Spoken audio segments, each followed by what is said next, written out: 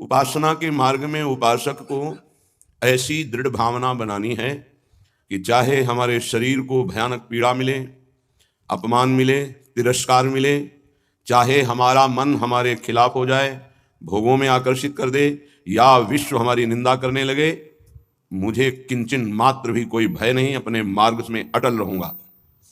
ये शपथ पूर्वक मार्ग चलना चाहिए। प्रारंभ में ही ये शपथ खा लेनी चाहिए, अब मैं प्रभु के मार्ग को नहीं छोड़ सकता, चाहे जितनी पीड़ा दी जाए या प्रलोभन दिया जाए। हर सुख का प्रलोभन माया देगी, प्रभु को नहीं छोड़ना है। जो उपासक सुख का लक्ष्य करके इस मार्ग में चलता है वो भ्रष्ट हो जाता है।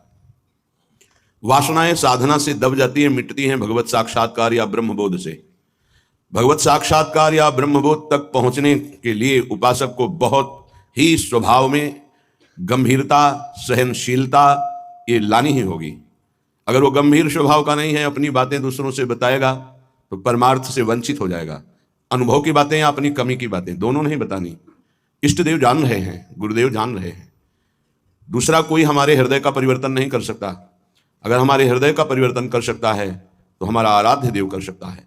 आराध्य देव सर्वज्ञ है, इसलिए मुझे कहने की जरूरत नहीं। जो अनुभव हो रहा है उसे गुप्त रखो, क्योंकि वही अनुभव परमात्मा साक्षात्कार की मंजिल दृढ़ कर देगा। अगर अनुभव बताने लगे तो खाली हो जाओगे, परमार्थ में चलने की योग्यता खो दोगे। इस बात को धैर्यपूर्वक समझिए। चाहे जितना कष्ट हमें मिले, शारीरिक या मानसिक, हम प्रभु के मार्ग को अब छोड़ने वाले नहीं। ये शपथ खानी चाहिए। हम प्रभु के मार्ग में जैसे हैं वैसे ही चलेंगे। जितना सुधार प्रभु कराते जा रहे हैं उतना होता जा रहा है। हम प्रभु के मार्ग को नहीं छोड़ेंगे, चाहे जैसी परिस्थिति आ जाए। हम गिर सकते हैं, फिसल सकते हैं, लड़खड़ा सकते हैं, पर ना तो रुक सकते हैं और ना लौट सकते हैं। ये शपथ खानी चाहिए। अगर ये निष्ठा नहीं है तो फिर बहुत बड़ा भयावह दृश्य उपस्थित करेगी माया, भीतर और बाहर से। समय आएगा आप लड़खड़ा जाएंगे। आपको प्रलोभन ऐसा मिलेगा कि आप इसे छोड़ करके माया में रमण करें। प्रलोभन में बहुत मिठास नजर आती, पर होता बहुत जहर है। सकामता उत्पन्न होते ही जो जलन होती है वो सकामी पुरुष नहीं जानते, वो भगवत मार्ग के पथिक जानते हैं कि कामना कितना बड़ा जहर है और कैसे जलाती है रात दिन।